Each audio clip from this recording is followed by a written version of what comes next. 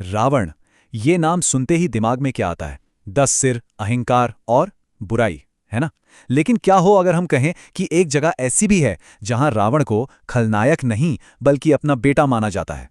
आज हम एक ऐसी ही कहानी की पड़ताल कर रहे हैं जो विश्वास और इतिहास के बीच की लकीर को थोड़ा धुंधला कर देती है। ये सवाल सुनने में ही अजीब लगता है ना? लेकिन भारत के दिल में, दिल्ली के पास ही एक गांव ठीक यही दावा करता है। तो चलिए इस अनोखी मान्यता की गहराइयों में उतरते हैं। अब उस गांव की कहानी में जाने से पहले एक बार उस रावण को याद कर लेते हैं जिसे हम सब जानते हैं, जिसकी दो पहचानें हैं, एक खलनायक की और एक विद्वान की। देखिए, रावण का किरदार ना बहुत कॉम्प्लेक्स है। एक तरफ तो वो 10 सिरों वाला राक्षस राजा है जिसे हम सब सीता के अपहरण के लिए जानते हैं। लेकिन सिक्के का दूसरा पहलू भी है। वो भगवान शिव का बहुत बड़ा भक्त था, वेदों का जबरदस्त ज्ञानी, मतलब एक महान विद्वान। और उसकी जो विलेन वाली इमेज है वो इतनी ज्यादा गहरी है कि पूरे भारत में हर साल दशहरे पर हम क्या करते हैं, उसके पुतले जलाते हैं।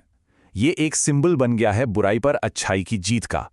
लेकिन जैसा कि हमने कहा, एक जगह ऐसे भी है जहां ये कहानी पूरी तरह से पलट जाती है और यहीं से हमारी असली पड़ताल शुरू होती है।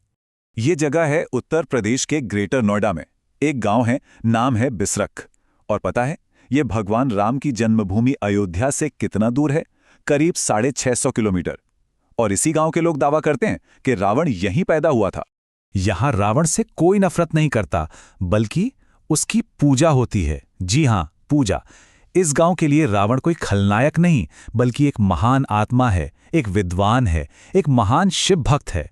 मतलब वो सब कुछ जो उसकी राक्षस वाली छवि के पीछे कहीं दब सा गया है।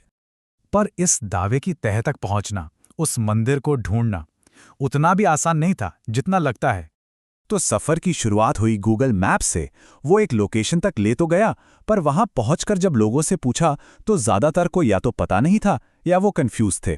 फिर काफी देर बाद एक दुकानदार मिले जिन्होंने एक छोटी सी पगडंडी की तरफ इशारा किया और उस रास्ते पर चलकर आखिरकार मंदिर का वो शानदार गेट नजर आया। और उस गेट के अंदर जाते ही ये एहसास हो जाता है कि यह कोई आम मंदिर नहीं है। यहां हर पत्थर, हर दीवार एक अलग ही कहानी सुना रही है। गेट पर ही रावण की नक्काशी बनी है जो आपका स्वागत करती है। दीवारों पर उसके जीवन के वो सीन उकेरे गए हैं जिन्हें हम अक्सर याद नहीं रखते, एक राजा के तौर पर, एक भक्त के तौर पर। मतलब इसकी बनावट ही रावण को सिर्फ एक विलन नहीं बल्कि एक पूरे कैरेक्टर के तौर पर दिखाती है। लेकिन असली सरप्राइज तो मंदिर के गर्भगृह में छिपा है, और वो ऐसा कुछ है जिसकी कोई उम्मीद नहीं कर सकता। मंदिर के अंदर रावण की कोई मूर्ति नहीं है, नहीं, वहां है एक शिवलिंग। और ये बात बहुत मायने रखती है। क्यों? क्योंकि रावण खुद भगवान शिव का सबसे बड़ा भक्त माना जाता है। तो मतलब यहां भक्त की नहीं बल्कि उसके भगवान की पूजा होती है। ये इस जगह के दावे को एक तरह की गहराई देता है। तो सवाल उठता है कि रावण की मूर्ति फिर है कहाँ? जब ये पूछा गया तो मंदिर के एक साधु ने एक बड़ी रहस्यमयी बात कही। उन्होंने बताया, एक मूर्ति है पर वो बाहर नहीं आती। उसे साल में बस एक बार दशहरे के दिन बाहर निकाला जाता है। अब इस मंदिर की देखभाल कौन करता है, यहाँ की कहानियों को कौन जिंदा रखे हुए हैं? वो हैं यहाँ के सेवित महत रामदास। पिछले 30 सालों से, सोचिए, 30 सालों से वो यहाँ सेवा कर रहे हैं। जब उनसे उनके बारे में पूछा जाता है ना, तो वो ज्यादा कुछ बताते नहीं, बस एक बात कहते हैं, मेरा पुनर्जन्म यहीं हुआ और मैं तब से यहीं रह रहा हूं। उनका ये समर्पण ही इस जगह की आस्था की नींव है। तो ये पूरी कहानी हमें एक बहुत ही दिलचस्प मोड़ पर ले आती है। दो विश्वास जो एक दूसरे से बिल्कुल अलग हैं, आमने सामने। जरा सोचिए, एक तरफ पूरा देश दशहरे पर रावण के पुतले जला रहा है, बुराई के अंत का जश्न मना रहा है, और ठीक उसी दिन ये गांव बिसरख अपने बेटे के सम्मान में हवन और पूजा कर रहा है। कितना बड़ा विरोधाभास है ये। और यहाँ के रीति रिवाज भी एकदम अलग हैं। दशहरे पर यहाँ अस्त्र शस्त्र की पूजा होती है, मतलब हथियारों की।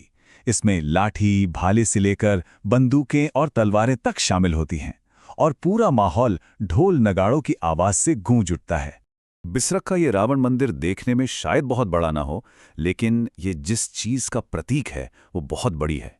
ये एक तरह का एक शांत विद्रोह है, एक ऐसी कहानी जो सदियों से चली आ रही है, उसके खिलाफ एक अलग नजरिया। और ये पूरी कहानी हमें एक बहुत बड़े सवाल के साथ छोड़ जाती है। कि क्या यह मुमकिन है कि जो एक कहानी का सबसे बड़ा खलनायक है वो किसी और की कहानी में, किसी और की आस्था में एक देवता बन सकता है,